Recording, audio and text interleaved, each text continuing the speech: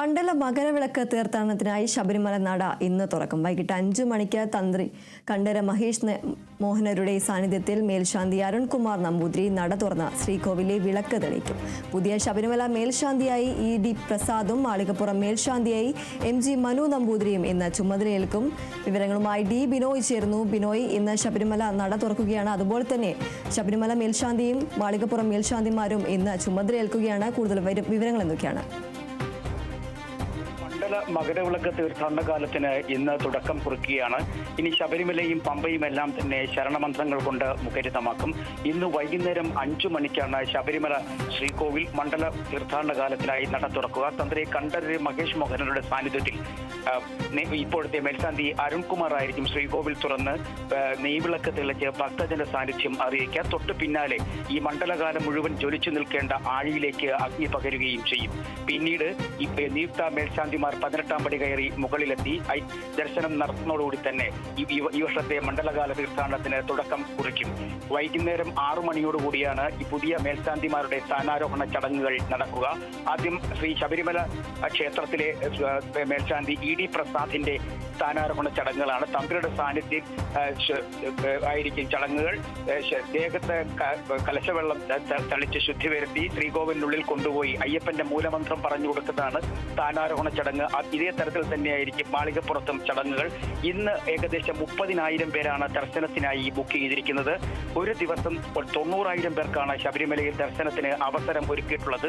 70,000 പേർക്ക് ഓൺലൈൻ വഴിയും 20,000 പേർക്ക് സ്പോട്ട് ബുക്കിംഗ് വഴിയും, അതായത് ശബരിമല, പമ്പ, നിലയ്ക്കൽ എന്നിവിടങ്ങളിലെത്തി തിരിച്ചറിയൽ കാർഡുകൾ കാണിച്ചു കഴിഞ്ഞാൽ അവർക്ക് 20,000 പേർക്ക് ദർശനത്തിനുള്ള അവസരം ലഭിക്കുകയും ചെയ്യും.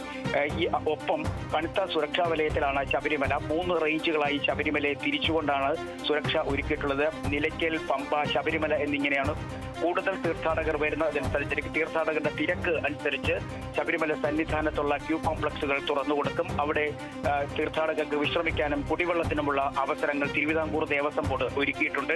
പമ്പയിൽ തിരക്ക് അനുഭവപ്പെടുകയാണെങ്കിൽ ഏകദേശം 30,000 പേർക്ക് വിശ്രമിക്കാൻ കഴിയുന്ന വലിയ ഒരു ജർമ്മൻ മോഡൽ പന്തൽ ഒരുക്കിയിട്ടുണ്ട്. അവിടെ വിശ്രമിക്കാൻ കഴിയും. കാരണം തീർത്ഥാടകർക്ക് തിരക്കില്ലാതെ ശബരിമല സന്നിധാനത്തെത്തി സുഖദർശനം നടത്തി മടങ്ങുന്നതിനുള്ള എല്ലാ സംവിധാനങ്ങളും ഒരുക്കി കഴിഞ്ഞിരിക്കുന്നു തിരുവിതാംകൂർ ദേവസ്വം ബോർഡ്. നിലയ്ക്കലിൽ നിന്നും പമ്പയിലേക്ക് വാഹനങ്ങൾക്കും ചില നിയന്ത്രണങ്ങൾ ഉണ്ടാവും. വലിയ വാഹനങ്ങൾ പമ്പയിലേക്ക് കടത്തിവിടില്ല. നിലയ്ക്കൽ 14ഓളം വരുന്ന പാർക്കിംഗ് ഗ്രൗണ്ടുകളാണ് ഇതിനായി സജ്ജമാക്കിയിരിക്കുന്നത്. റേഞ്ച് തിരിച്ച്, അതായത് ഓരോ മേഖലകൾ തിരിച്ചായിരിക്കും അത്തരത്തിൽ പാർക്കിംഗുള്ള സൗകര്യം വെക്കുക. പാർക്കിംഗ് ഗ്രൗണ്ടിൽ ശക്തമായ സുരക്ഷാ വിന്യാസമാണ്. കാരണം കഴിഞ്ഞ ദിവസങ്ങളിലൊക്കെ തന്നെ അത്തരത്തിൽ സുരക്ഷാ ക്രമീകരണങ്ങൾ ആവശ്യമാണ് എന്ന് DGP റവാഡ ചന്ദ്രശേഖർ ശബരിമല സന്ദർശനത്തിന് ശേഷം ഒപ്പമുണ്ടായിരുന്ന പോലീസ് ഉദ്യോഗസ്ഥരെ അറിയിച്ചിട്ടുണ്ട്.